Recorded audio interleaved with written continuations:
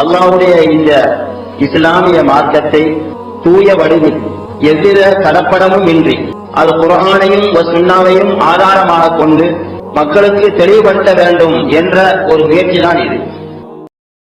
இன்னல் ஹம்தலில்லாஹ் நஹ்மதுஹு வ நஸ்தஈனுஹு வ நஸ்தக்ஃபிருஹு வ நஊது பில்லாஹி மின் ஷுரூரி அன்ஃபுஸினா வ மின் ஸய்யிஆத்தி அமாலினா من يهده الله فلا مضل له ومن يضلله فلا هادي له واشهد ان لا اله الا الله وحده لا شريك له واشهد ان محمدا عبده ورسوله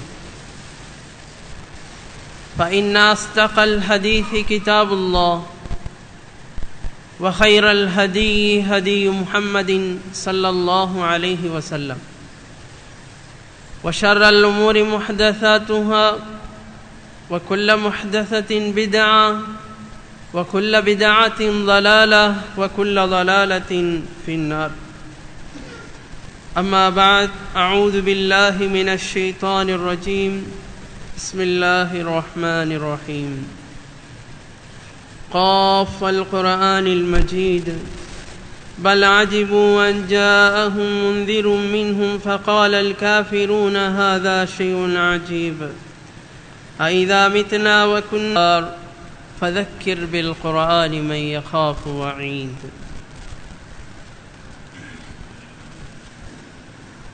சர்வ புகழும் அகிலங்கள் அனைத்தையும் படைத்து ஆட்சி செய்து கொண்டிருக்கக்கூடிய எல்லாம் வல்ல அல்லாஹ் சுப்ஹானஹு ஜல்ல ஷானுஹு தஆலா ஒருவனுக்கு சொந்தமானதா.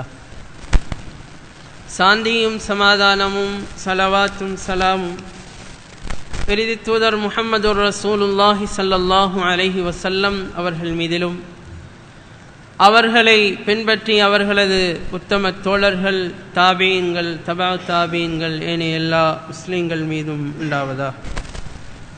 அல்லாஹும்ம ஸல்லி அலா முஹம்மதின் வ அலா ஆலி முஹம்மத் கமா ஸல்லைத அலா இப்ராஹீம் வ அலா ஆலி இப்ராஹீம் இன்னக ஹமீதும் மஜீத். அல்லாஹும்ம பாரிக் அலா முஹம்மதின் வ அலா ஆலி முஹம்மத் كما باركت على إبراهيم وعلى آل إبراهيم إنك حميد مجيد.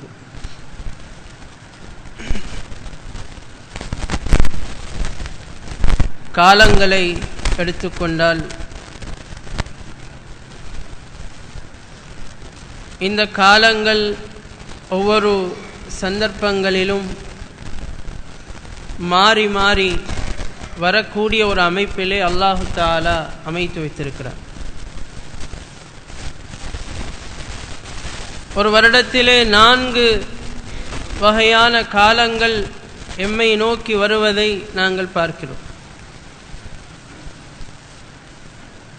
கோடை காலம், மாரி காலம், வசந்த காலம்,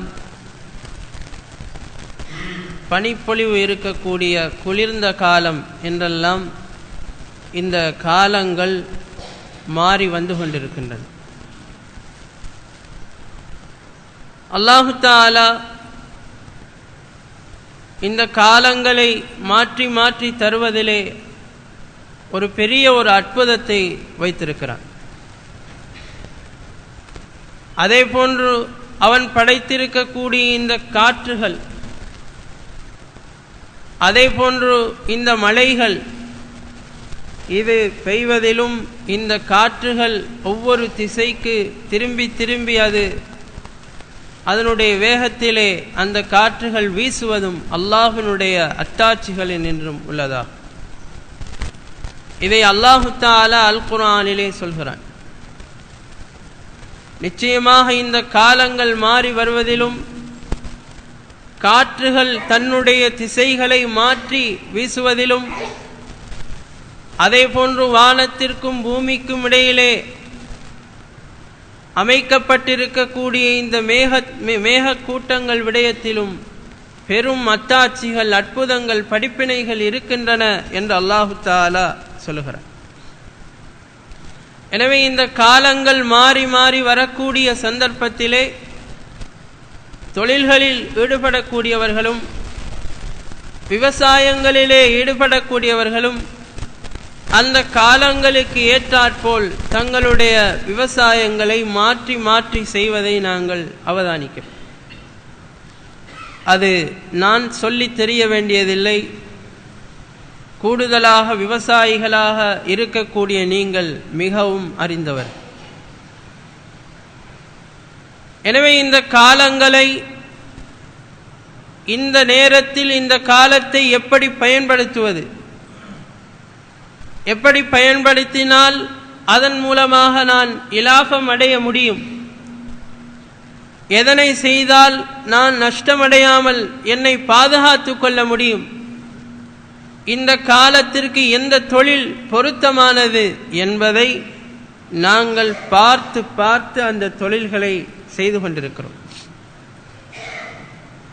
இதே போன்றுதான் அல்லாஹு தஆலா இந்த வருடங்களை பொறுத்தவரையில்,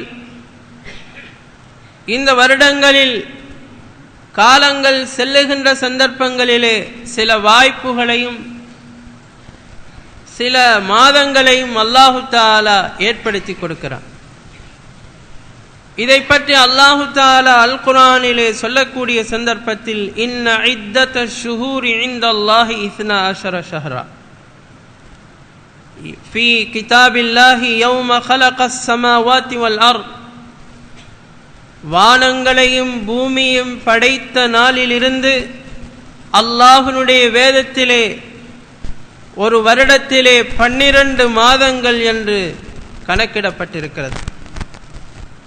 மின்ஹா அர்பாத்துன் ஹுரும், அதிலே 4 மாதங்கள் இருக்கின்றன, கண்ணியமான மாதங்கள். ذَلِكَ الدِّينُ الْقَيِّمُ, அதுதான் அல்லாஹ்வினுடைய நேர்த்தியான நிலையான மார்க்கமாகும். فَلَا تَظْلِمُوا فِيهِنَّ أَنفُسَكُمْ, இந்த காலங்களில் நீங்கள் உங்களுக்கு எதிரான அநியாயங்களை செய்து கொள்ளாதீர்கள் என்று அல்லாஹு தஆலா சூரத்து தௌபா என்ற அத்தியாயத்தினுடைய 36வது வசனத்திலே சொல்கிறார். எனவே அல்லாஹு தஆலா இந்த வானம் பூமிகளை படைத்த நாளிலிருந்து இந்த காலங்கள் 12 மாதங்கள். அந்த 12 மாதங்களில் 4 மாதங்களை அல்லாஹு தஆலா கண்ணியத்துக்குரிய மாதங்களாக ஆக்கி வைத்திருக்கிறான். ஒன்று துல் கஅதா, அதே போன்று இப்பொழுது நாங்கள் இருந்து கொண்டிருக்கக்கூடிய மாதம் துல் ஹஜ், அதே போன்று அடுத்து வரக்கூடிய மாதம் முஹர்ரம், அதே போன்று ரஜப் மாதம். இந்த 4 மாதங்களையும் அல்லாஹு தஆலா கண்ணியத்துக்குரிய மாதங்களாக ஆக்கி வைத்திருக்கிறார். இந்த மாதங்களிலே அல்லாஹு தஆலா சொல்லக்கூடிய செய்தி என்னவென்றால் ஃபலா தظ்லிமு ஃபீஹின்ன அன்ஃபுஸகும், இந்த கால பகுதிகளில் நீங்கள் உங்களுக்கு எதிரான அநியாயங்களை செய்து கொள்ளாதீர்கள் என்று அல்லாஹ் சொல்கிறான். ஏன்? இந்த காலம் கண்ணியத்துக்குரிய காலம், நாங்கள் மதிப்பு கொடுக்க வேண்டிய ஒரு காலம். இந்த காலங்களிலே பாவங்களிலே அதிகமாக ஈடுபடாதீர்கள், அதே போன்று சண்டை சச்சரவுகளிலே அதிகமாக ஈடுபடாதீர்கள் என்பதை அல்லாஹு தஆலா இந்த மாதத்தை கண்ணியப்படுத்துவதின் ஊடாக எங்களுக்கு சொல்கிறார். எனவே இந்த 4 மாதங்களில் ஒரு மாதமான இந்த துல் ஹஜ் என்ற ஒரு கண்ணியத்துக்குரிய ஒரு மாதத்திலே நாங்கள் இருந்து கொண்டிருக்கிறோம். அப்ப இந்த துல் ஹஜ் மாதத்தை பொறுத்தவரையில் அதற்கென்று விசேடமான சில சிறப்பம்சங்கள் இருக்கின்றன. விசேடமாக இந்த காலத்திலே நாங்கள் செய்ய வேண்டிய சில அமல்கள் இருக்கின்றன. இந்த அமல்களின் ஊடாக நாங்கள் எங்களுடைய மறுமை என்ற அந்த அறுவடையின் போது அதிகமான லாபங்களை பெற்றுக்கொள்ள வேண்டும் என்பதற்காக அல்லாஹு தஆலா இந்த துல் ஹஜ் மாதத்திலே ஒரு வாய்ப்பை தந்திருக்கிறார். எப்படி ஒரு ரமலானுடைய காலத்திலே அல்லாஹு தஆலா வாய்ப்பை ஏற்படுத்தி கொடுக்கிறானோ, அதிலே நோன்பு பிடிப்பது, இரவு நேரங்களிலே நின்று வணங்குவது, அதே போன்று ஜகாத்துல் ஃபித்ர் என்ற கடமையை நிறைவேற்றுவது, அதிகமாக சதகாக்களிலே ஈடுபடுவது, குர்ஆனை ஓதுவது என்றெல்லாம் இந்த மாதத்திற்கு விசேஷமாக செய்ய வேண்டிய அமல்கள் என்று நிர்ணயிக்கப்பட்டிருக்கிறதோ, அதே போன்று இந்த துல் ஹஜ் மாதத்தை பொறுத்தவரையில் இதிலும் அல்லாஹு தஆலா செய்வதற்கென்று விசேஷமான சில பிரத்யேகமான அமல்களை காட்டி தந்திருக்கிறார். எப்படி உலகத்திலே நாங்கள் காலங்கள் உருண்டு வரக்கூடிய அந்த காலப்பகுதிகளில் அந்த உரிய சந்தர்ப்பத்தை பயன்படுத்தி எங்களுடைய தொழில்களை செய்து அதிகமான இலாபங்களை அடைவதற்கு நாங்கள் முயற்சி செய்கிறோமோ, அதனை விட அதிக கவனம் நாங்கள் இந்த இஸ்லாமிய மாதங்கள் உருண்டு வரக்கூடிய சந்தர்ப்பத்தில் அந்த காலங்களை பயன்படுத்தி அல்லாஹு தஆலா எத்தகைய ஒரு அமலை எங்களிடத்திலே எதிர்பார்க்கிறானோ அந்த அமலை காலமறிந்து செய்ய நாங்கள் கடமைப்பட்டிருக்கிறோம். இதை பற்றிய கவனத்தை ஒவ்வொரு முஸ்லிம்களும் நீங்கள் செலுத்த கடமைப்பட்டிருக்கிறீர்கள். அப்பொழுதுதான் மறுமை என்கின்ற அந்த கூலிகளை பெறக்கூடிய நாளில் இந்த உலகம் என்ற இந்த விவசாய நிலத்திலே நாங்கள் விவசாயம் செய்ததையெல்லாம் மறுமை நாளிலே அறுவடை செய்ய போகிறோம். அந்த கூலியை நாங்கள் அடைய போகிறோம். அந்த கூலியை அடையக்கூடிய நாட்களில் அதிகமான கூலிகளை, அதிகமான இலாபங்களை அல்லாஹ்விடமிருந்து எங்களால் பெற முடியும். எனவே அதற்குரிய முயற்சிகள் எங்களிடத்திலே தேவை, அதற்குரிய கவனங்கள் எங்களிடத்திலே தேவைப்படுகிறது. அதனை சரியாக நாங்கள் கவனித்து அந்தந்த காலங்களில் செய்ய வேண்டிய அமல்கள் விடயத்தில் திட்டமிட்டு நாங்கள் செய்ய வேண்டியிருக்கிறது. எனவே இந்த துல் ஹஜ் மாதத்திலே காணப்படக்கூடிய விசேஷமான சிறப்பம்சங்களை பற்றி ஒரு சில விடயங்களை இந்த இடத்திலே நான் உங்களுக்கு ஞாபகப்படுத்த விரும்புகிறேன். இதனை நாங்கள் முதலாவது விளங்கிக் கொள்ள வேண்டிய செய்தி, இந்த மாதம் என்பது அல்லாஹு தஆலா கண்ணியப்படுத்தி இருக்கக்கூடிய 4 மாதங்களிலே ஒன்று. எனவே இந்த மாதத்தை நாமும் கண்ணியப்படுத்த வேண்டும். இதிலே அதிகமான பாவங்களிலே நாம் ஈடுபடக்கூடாது. யாரோடும் சண்டைக்கு நாங்கள் செல்லக்கூடாது. அது நிராகரிப்பாளர்களாக இருந்தாலும் சரி, நாங்கள் வலிந்து அவர்களோடு சண்டைக்கு போகக்கூடாது. ஏனென்றால் இந்த கால பகுதி என்பது ஒரு கண்ணியத்துக்குரிய காலப்பகுதி. இதனை அல்லாஹு தஆலா எங்களுக்கு முதலிலே உணர்த்துகிறார். அடுத்ததாக இந்த காலத்தை பொறுத்தவரையில் நாங்கள் விளங்க வேண்டிய இன்னொரு சிறப்பம்சம் என்னவென்றால், இந்த துல் ஹஜ் பிறை 1 10 வரைக்கும் அல்லாஹு தஆலா இந்த நாட்களில் செய்யப்படக்கூடிய அமல்களை விசேடமாக விரும்புகிறார். இதனை பற்றி அல்லாஹ்வின் தூதர் ஸல்லல்லாஹு அலைஹி வஸல்லம் அவர்கள் சொல்லக்கூடிய செய்தி சஹீஹுல் புகாரி என்ற கிரந்தத்தில் 969வது இலக்கத்திலே இடம்பெற்றிருப்பதை பார்க்க முடியும். மல் அமலு ஃபீ அய்யாமில் அஷ்ர் அஃதலு மினல் அமல் ஃபீ ஹாதி. இந்த துல் ஹஜ் மாதத்தின் 10 நாட்களில் செய்யக்கூடிய இந்த அமல்களை பொறுத்தவரையில் இவைகள் ஏனைய காலங்களிலே செய்யப்படக்கூடிய அமல்களை விடவும் இந்த காலப்பகுதியிலே செய்யப்படக்கூடிய அமல்கள் அல்லாஹுக்கு மிகவும் விருப்பத்துக்குரியது. அல்லாஹ் மிகவும் விரும்பி ஏற்றுக்கொள்ளக்கூடிய ஒரு அமல் என்று அல்லாஹ்வின் தூதர் ஸல்லல்லாஹு அலைஹி வஸல்லம் அவர்கள் சொன்னார். நபித்தோழர்கள் கேட்டார்கள், அல்லாஹ்வின் தூதரே, நாங்கள் எல்லாம் அல்லாஹுக்கு மிகப்பெரிய ஒரு அமல் என்று எதனை நம்பி இருக்கிறோம்? அல்லாஹ்வினுடைய பாதையிலே போராடுவது, அல்லாஹ்வினுடைய பாதையிலே முயற்சி செய்வது, இதுதான் மிகச்சிறந்த அல்லாஹுக்கு மிகவும் விருப்பத்துக்குரிய அமலாக நாங்கள் கருதுகிறோம். எனவே இந்த அமலை விடவுமா இந்த காலப்பகுதியிலே செய்யப்படக்கூடிய அமல்கள் அல்லாஹுக்கு மிகவும் விருப்பத்துக்குரியது என்ற கேள்வியை அருமை தோழர்கள் கேட்டார்.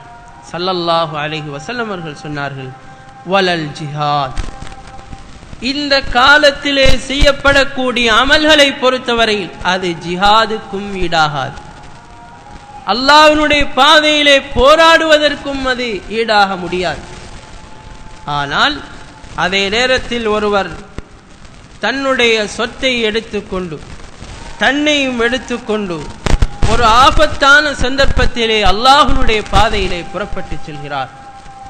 சென்று ஃபலம் யர்ஜி பிஷைஇன், அவர் எந்த ஒன்றை கொண்டும் வீடு திரும்பாமல் இருக்கிறாரோ அவர் செய்த அமலை தவிர என்று அல்லாஹ்வின் தூதர் ஸல்லல்லாஹு அலைஹி வஸல்லம் அவர்கள் சொன்னார். எனவே இப்படி ஒரு மனிதர் தன்னை எடுத்துக்கொண்டு தன்னுடைய சொத்துக்களை எடுத்துக்கொண்டு ஆபத்தான ஒரு வேளையிலே அல்லாஹ்வுடைய பாதையிலே செல்கிறார். ஆனால் அவர் திரும்பி வர முடியவில்லை, அவருடைய சொத்துக்களையும் மீட்டிச் செல்ல முடியவில்லை. இவ்வாறான ஒரு நிலையில் போன இடத்திலேயே அவர் மரணித்து விடுகிறார். இவரை தவிர என்று ஸல்லல்லாஹு அலைஹி வஸல்லம் அவர்கள் சொன்னார். எனவே இதை தவிர ஏனைய எல்லா அமல்களையும் விட, ஏனைய காலங்களிலே செய்யப்படக்கூடிய அமல்களை விட இந்த காலப்பகுதியிலே செய்யப்படக்கூடிய அமல்கள் அல்லாஹுக்கு மிகவும் விருப்பத்துக்குரியது என்று ஸல்லல்லாஹு அலைஹி வஸல்லம் அவர்கள் சொல்கிறார். எனவே இதிலே நாங்கள் அதிகமான அமல்களை செய்ய கடமைப்பட்டிருக்கிறோம். அமல்கள் குறித்து நான் உங்களுக்கு சொல்ல தேவையில்லை. எது எதெல்லாம் நன்மை கிடைக்குதோ, எவை எவைகளிலெல்லாம் அதிகமான கூலிகளை அல்லாஹு தஆலா வைத்திருக்கிறானோ, இந்த காரியங்களிலே அதிகமாக நாங்கள் ஈடுபடுவது, அது தொழுவதாக இருக்கலாம், அதே நேரத்தில் குர்ஆனை ஓதுவதாக இருக்கலாம், அல்லாஹ்வை அதிகம் அதிகம் நாங்கள் ஞாபகம் செய்வதாக இருக்கலாம், அதே போன்று சதகாக்கள் செய்வதாக இருக்கலாம்.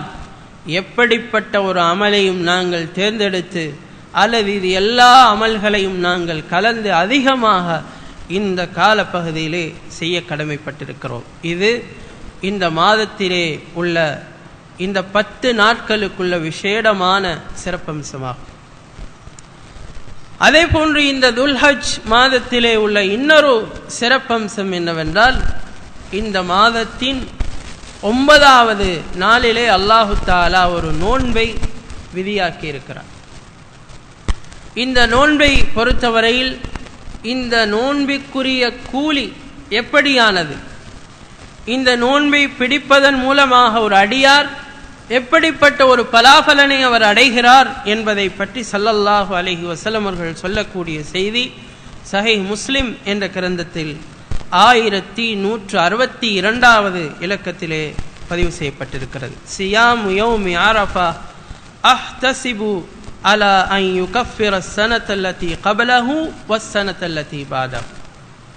இந்த 9வது தினத்தில், அரஃபாவுடைய இந்த தினத்திலே நோன்பு நோட்பது என்பது, நான் அல்லாஹ்விடத்திலே இதனுடைய கூலியை எப்படி கருதுகிறேன் என்றால், சென்ற வருடத்தினுடைய பாவங்களையும் மன்னிக்கக்கூடியதாக, அதே போன்று அடுத்து வரக்கூடிய வருடத்தின் பாவங்களையும் மன்னிக்கக்கூடியதாக, அதாவது அதிலே செய்யப்படக்கூடிய சிறிய சிறிய பாவங்களை மன்னிக்க கூடியதாக அதை நான் கருதுகிறேன் என்று அல்லாஹ்வின் தூதர் ஸல்லல்லாஹு அலைஹி வஸல்லம் அவர்கள் சொன்னார்.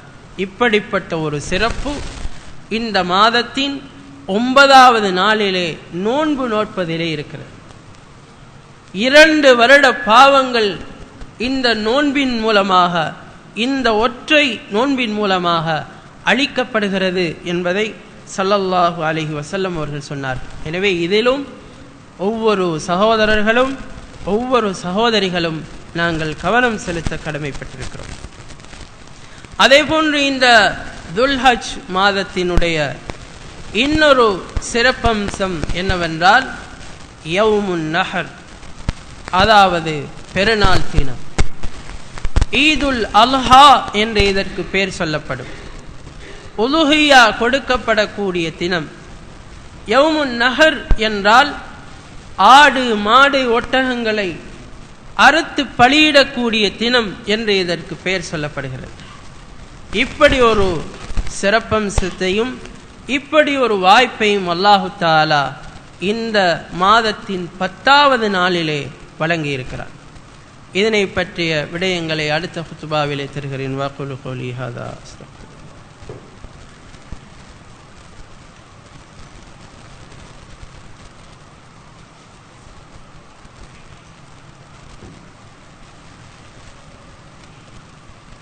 அல்ஹம்துலில்லாஹ் வஸ்ஸலாத்து வஸ்ஸலாமு அலா ரசூலில்லாஹ் முஹம்மது இப்னு அப்துல்லாஹ் வபஅத். எனவே இந்த துல்ஹஜ் மாதத்தினுடைய 10வது நாளை பொறுத்தவரையில் அது ஒரு பெருநாள் தினமாகும். இஸ்லாம் முஸ்லிம்களுக்கு 2 பெருநாளை மாத்திரம்தான் அனுமதி அளித்திருக்கிறது. பொதுவாக வெள்ளிக்கிழமை என்பது ஒரு பெருநாள். அது அல்லாமல் இஸ்லாத்தை பொறுத்தவரையில் விசேடமான 2 பெருநாட்கள் அல்லாஹ்வினாலும் அவனுடைய தூதர் ஸல்லல்லாஹு அலைஹி வஸல்லம் அவர்களினாலும் அங்கீகாரம் அளிக்கப்பட்டிருக்கிறது, தரப்பட்டிருக்கிறது. அது ஒன்று நோன்பு பெருநாள், அதே போன்று ஹஜ் பெருநாள். இன்று சமூகங்களிலே இஸ்லாம் என்ற போர்வையிலே இருக்கக்கூடியவர்கள் கொண்டாடக்கூடிய புது வருட பெருநாள் என்பது இஸ்லாமிய பெருநாள் அல்ல. அதே போன்று மீலாத் பெருநாள், நபி ஸல்லல்லாஹு அலைஹி வஸல்லம் அவர்கள் பிறந்த தினம் என்ற ஒன்றை அவர்கள் உருவாக்கி அதை பெருநாளாக ஆக்கி வைத்திருக்கிறார்கள். இதுவும் இஸ்லாம் அனுமதித்த பெருநாட்களில் நின்றும் உள்ளதல்ல. இஸ்லாம் அனுமதித்திருக்கக்கூடிய 2 பெருநாட்கள், ஒன்று நோன்பு பெருநாள், அதே போன்று ஹஜ் பெருநாள். இந்த ஹஜ் பெருநாளை பொறுத்தவரையில், ஈதுல் அல்ஹாவை பொறுத்தவரையில் துல்ஹஜ் மாதத்தினுடைய 10வது நாளில் அது கொண்டாடப்பட வேண்டும். அதிலே செய்யப்படக்கூடிய அமல்கள் குறித்து அல்லாஹ்வின் தூதர் ஸல்லல்லாஹு அலைஹி வஸல்லம் அவர்கள் சொன்னார். இப்னு ஹிப்பான் என்ற கிரந்தத்திலே 5906வது இலக்கத்திலே பதிவு செய்யப்பட்டிருக்கக்கூடிய செய்தி, பரா பின் ஆசிப் ரலியல்லாஹு அன்ஹு அவர்கள் இந்த செய்தியை அறிவிக்கிறார்கள். ஹஜ் பெருநாள் தினத்திலே ஸல்லல்லாஹு அலைஹி வஸல்லம் அவர்கள் இந்த செய்தியை சொன்னார்கள். அவ்வலு மா நப்தஉ ஃபீ யௌமினா ஹாதா, இந்த நாளிலே நாங்கள் எப்படி இந்த நாளை காலையிலே ஆரம்பிப்போம் என்றால், நுஸல்லி, முதலாவது நாங்கள் பெருநாள் தொழுகையை தொழுவோம். சும்ம நன்ஹர், பிறகு நாங்கள் அறுத்து பலியிடுவோம். அல்லாஹுக்காக வேண்டி அறுத்து பலியிடுகின்ற அந்த வேளையிலே நாங்கள் ஈடுபடுவோம். ஃபமன் ஃபஅல ذلك فقد அஸாப சுன்னதனா, யார் இந்த விடயத்தை சரியாக நிறைவேற்றுகிறாரோ, இந்த நாள் உதயமானதற்கு பிறகு யார் முதலாவது பெருநாள் தொழுகையை தொழுதுவிட்டு அதற்கு பிறகு அல்லாஹுக்காக அவர் அறுத்து பலியிடுகின்றாரோ, அவர் சரியாக எங்களுடைய அந்த இஸ்லாமிய வழிமுறையை, எங்களுடைய அந்த சுன்னாவை சரியாக பின்பற்றியவர் ஆவார் என்று ஸல்லல்லாஹு அலைஹி வஸல்லம் அவர்கள் சொன்னார். எனவே இந்த பெருநாள் தினத்திலே நாங்கள் செய்யக்கூடிய அமலை பொறுத்தவரையில், அந்த நாளில் நாங்கள் பெருநாள் தொழுகையை நிறைவேற்றிவிட்டு அடுத்ததாக நாங்கள் செய்ய வேண்டிய கடமை அறுத்து பலியிடுவோம். அல்லாஹுக்காக, அல்லாஹ் எங்களுக்கு தந்திருக்கக்கூடிய வாய்ப்பு வசதிகளை வைத்துக்கொண்டு அவன் தந்திருக்கக்கூடிய அந்த ரிஸ்கின் பிரகாரம் அதன் மூலமாக அவனுக்காக நாங்கள் அறுத்து பலியிடுகின்ற ஒரு செயல்பாடு. இதனை அல்லாஹு தஆலா எங்களுக்கு ஏற்படுத்தி இருக்கிறார்.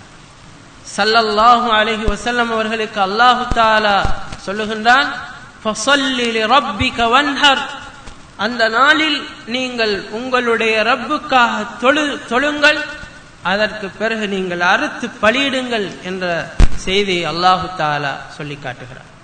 எனவே இந்த அமலும் எங்களிடத்திலே சரியாக இடம்பெறுகிறதா, சரியாக இதனை நாங்கள் கவனித்து செய்கிறோமா, இதனை நிறைவேற்றுகின்ற விடயத்திலே நாங்கள் முயற்சி செய்கிறோமா என்பதை நாங்கள் பார்க்க வேண்டியிருக்கிறது. ஏனென்றால் அல்லாஹு தஆலா எங்களுக்கு ஏற்படுத்தி இருக்கக்கூடிய மிக முக்கியமான ஒரு பெருநாள் தினத்திலே ஏற்படுத்தி இருக்கக்கூடிய ஒரு கட்டளையாக இந்த கட்டளை காணப்படுகிறது. இதை பற்றி அல்லாஹு தஆலா சூரத்துல் ஹஜ் என்ற அத்தியாயத்தினுடைய 34வது வசனத்திலே சொல்கிறார், வலிகுல்லி உம்மத்தின் ஜஅல்னா மன்சகா, ஒவ்வொரு சமுதாயத்துக்கும் நாங்கள் அறுத்து பலியிடுகின்ற ஒரு அமலை நாங்கள் ஏற்படுத்தி வைத்திருக்கிறோம். எப்படி முன் சென்ற சமுதாயங்களில் உள்ளவர்களுக்கு நோன்பு கடமையாக்கப்பட்டு அதே போன்று உங்களுக்கும் நோன்பு கடமையாக்கப்பட்டிருக்கிறது என்று அல்லாஹு தஆலா சொல்கிறானோ, அதே போன்ற ஒரு செய்தி அல்லாஹ் சொல்கிறான். எப்படி முன் சென்ற சமுதாயங்களுக்கு அறுத்து பலியிடுகின்ற ஒரு அமலை அறிமுகப்படுத்தினோமோ அதே போன்ற ஒரு அமல் உங்களுக்கும் இருக்கிறது. ஏன்? லியذ்குரு இஸ்மல்லாஹ் அலா மா ரஸகஹும் மின் பஹீமத்தில் அன்ஆம், அல்லாஹு தஆலா அவர்களுக்கு கொடுத்திருக்க கூடிய கால்நடைகளை அறுக்கும் பொழுது அல்லாஹ்வுடைய பெயரை சொல்லி அறுத்து பலியிடுவதற்காக இந்த நாளை நாங்கள் ஏற்பாடு செய்திருக்கிறோம். ஃபஇலாஹுக்கும் இலாஹு வாஹித், எனவே உங்களுடைய இலாஹ், நீங்கள் வணங்குவதற்கு தகுதியான ஒரே ஒரு கடவுள் அந்த அல்லாஹ்வை தவிர வேறு யாரும் இல்லை. ஃபலஹு அஸ்லிமு, எனவே அவனுக்கு நீங்கள் அடிபணியுங்கள், அவனுக்கு நீங்கள் கட்டுப்படுங்கள். இவ்வாறான அமல்களை செய்வதன் ஊடாக, இந்த அமல்களை சரியாக கண்ணியப்படுத்தி செய்வதன் மூலமாக உங்களுடைய கட்டுப்பாட்டை அல்லாஹுக்கு நீங்கள் நிரூபித்து காட்டுங்கள். வபஷ்ஷிரில் முஹ்பிதீன், இவ்வாறான விடயங்களிலே ஈடுபடக்கூடிய நல்ல விசுவாசிகளுக்கு நபியை நீங்கள் நன்மாராயம் கூறுங்கள் என்று அல்லாஹு தஆலா இந்த விடயம் தொடர்பாக சொல்கிறார். எனவே முன் சென்ற சமுதாயங்களுக்கு எப்படி அறுத்து பலியிடுகின்ற ஒரு இபாதத்தை அல்லாஹு தஆலா அறிமுகப்படுத்தி இருக்கிறானோ, அதே போன்று எங்களுக்கும் இந்த ஈதுல் அல்ஹா என்ற ஒரு நாளை ஏற்படுத்தி அதிலே முதலாவது தொழுதுவிட்டு அடுத்த பட்சமாக நாங்கள் செய்ய வேண்டிய அமல் என்னவென்றால், நாங்கள் அல்லாஹுக்காக அறுத்து பலியிடுகின்ற அந்த அமலை செய்ய கடமைப்பட்டிருக்கிறோம். இதை நீங்கள் உங்களுடைய ஒரே ஒரு நாயனான, நீங்கள் வணங்குவதற்கு தகுதியான அந்த அல்லாஹுக்காக வேண்டி நீங்கள் இதனை நிறைவேற்றுங்கள், அவனுக்கு கட்டுப்பட்டு இதனை நீங்கள் செய்யுங்கள் என்று அல்லாஹு தஆலா இந்த செய்தியினூடாக, இந்த குர்ஆன் வசனத்தினூடாக எங்களுக்கு தெளிவுபடுத்துகிறார். எனவே இந்த அறுத்து பலியிடுகின்ற இந்த அமல் விடயத்திலே எங்களிலே அதிகமானவர்கள் பொடுபோக்காக இருக்கிறார். 40 வருடங்கள் எங்களை கடந்திருக்கிறது, 50 வருடங்கள் எங்களை கடந்திருக்கிறது. வாழ்நாளிலே ஒரு நாளில் கூட ஒரு ஹஜ் பெருநாள் தினத்திலே எங்களுடைய பேரிலே நாங்கள் அறுத்தது கிடையாது. இது எதனை காட்டுகிறது என்றால், நாம் கவனம் செலுத்தவில்லை, உரிய நேரம் காலம் அறிந்து நாங்கள் அதனை கண்ணியப்படுத்தி அந்த உரிய காலத்திலே அந்த பயிரை செய்யவில்லை என்பதைத்தான் காட்டுகிறது. நாங்கள் முயற்சி செய்தால் நிச்சயமாக முடியும். சிலர் எங்களிலே சிலர் கடனை காரணம் காட்டுகிறார். இன்று எங்களில் அதிகமானவர்களுடைய கடன் எதனால் ஏறி இருக்கிறது என்றால், அவர்களுடைய ஆடம்பர செலவுகளினால் ஏறி இருக்கிறது. அவர்களுடைய வாகனங்களை மாற்றிவிட்டு வேறு ஒரு புதிய வாகனத்தை வாங்குவதற்காகவும், தன்னுடைய வீடை அலங்கரிப்பதற்காகவும், தன்னுடைய மகளின் தேவையில்லாத திருமண செலவுகளிலே ஈடுபடுவதற்காகவும் தான் எங்களிலே அதிகமானவர்கள் அதனை செய்துதான் கடனாளிகளாக இருக்கிறார்கள். சாப்பிடுவதற்கு வழி இல்லாமல் கடன் பட்டிருப்பவர்கள் மிக மிக சொற்பமானவர்கள் தான் எங்களிலே இருக்கின்றோம். எனவே இந்த கடமையை நாங்கள் சரியாக உணர்ந்து அதனை சரியாக கவனித்து அல்லாஹுக்காக நாங்கள் இந்த காலத்திலே செய்வதற்கு முன்வர வேண்டும். இது ஒரு மிகப்பெரிய ஒரு அமல். இந்த அமலுக்கு என்ன பெயர் சொல்லப்படுகிறது என்றால், குர்பான் என்று பெயர் சொல்லப்படுகிறது. குர்பான் என்றால் அதனுடைய பொருள் என்ன? அல்லாஹ்வை நெருங்குவது என்பது இதனுடைய பொருள். இந்த அமலை செய்யக்கூடிய மனிதர், இந்த அமலை செய்யக்கூடியவர், இந்த அமலை செய்வதன் மூலமாக அவர் அல்லாஹ்வை நெருங்குகிறார்,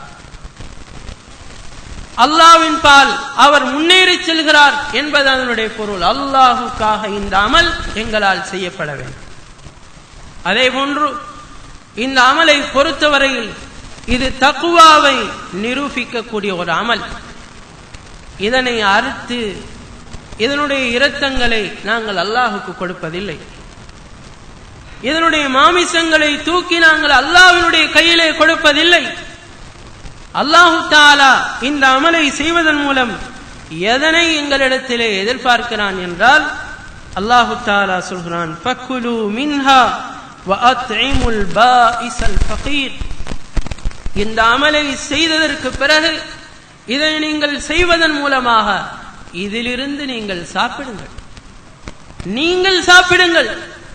அதே போன்று இதனை எடுத்து வஅத்இமுல் பாஇஸல் ஃபகீர், யார் வறியவராக இருக்கிறாரோ, தன்னுடைய வறுமைத்தனத்தினால் பல பிரச்சனைகளுக்குள் சிக்கிக் கொண்டிருக்கிறாரோ, அப்படிப்பட்டவருக்கு நீங்கள் உணவு கொடுங்கள் என்று அல்லாஹு தஆலா இந்த அமலின் ஊடாக எங்களிடத்திலே எதிர்பார்க்கிறார். முன்னே ஒரு காலம் இருந்தது, அல்லாஹு தஆலா இவ்வாறான குர்பான்களை ஏற்றுக்கொள்வதாக இருந்தால் அது வானத்திலிருந்து ஒரு நெருப்பு வந்து அது அப்படியே எரித்துக் கொண்டு சென்றுவிடும். அதன் மூலமாக அந்த மனிதர்கள் எந்த விதமான பிரயோஜனத்தையும் அடைவது கிடையாது. ஆனால் எங்களை பொறுத்தவரையில் அல்லாஹு தஆலா இந்த கடமையை தந்து இதன் மூலமாக நீங்கள் பலன் அனுபவியுங்கள் என்று அல்லாஹ் தந்திருக்கிறார். இதனுடைய வேறு எந்த ஒன்றையும் அல்லாஹ் எதிர்பார்க்கவில்லை. இதன் மூலமாக நீங்களும் பலன் அடைவதோடு யாரெல்லாம் மிகவும் வறுமை கோட்டிலே இருக்கிறார்களோ, கஷ்டப்பட்டவர்களாக இருக்கிறார்களோ, அவர்களுக்கும் இதிலிருந்து நீங்கள் உணவு கொடுங்கள் என்ற ஒரு விடயத்தை தான் அல்லாஹு தஆலா எதிர்பார்க்கிறார். இதனை பற்றி அல்லாஹு தஆலா அல் குர்ஆனிலே சொல்கிறான், லன் யனாலல்லாஹ லுஹூமுஹா வலா திமாஉஹா. நீங்கள் அறுக்கக்கூடிய அறுப்பு பிராணியினுடைய இரத்தங்களோ அதே போன்று அதனுடைய இறைச்சிகளோ அல்லாஹ்வை சென்றடைவதில்லை. வலாகின் யனாலுஹு தக்வா மின்கும். இதனை அறுக்கும் போது உங்களுடைய உள்ளம் எப்படி இருக்கிறது, எதற்காக நீங்கள் இதனை அறுக்கிறீர்கள், எந்த ஒரு நோக்கத்திற்காக இதனை நீங்கள் அறுக்கிறீர்கள், உங்களுடைய தக்வா எப்படி இருக்கிறது, அல்லாஹுக்கு பயந்து நீங்கள் இந்த கடமையை சரியாக செய்கிறீர்களா என்கின்ற அந்த தக்வா தான் அல்லாஹ்வை சென்றடைகிறது. கஸாலிக ஸஹ்ஹரஹா லக்கும்.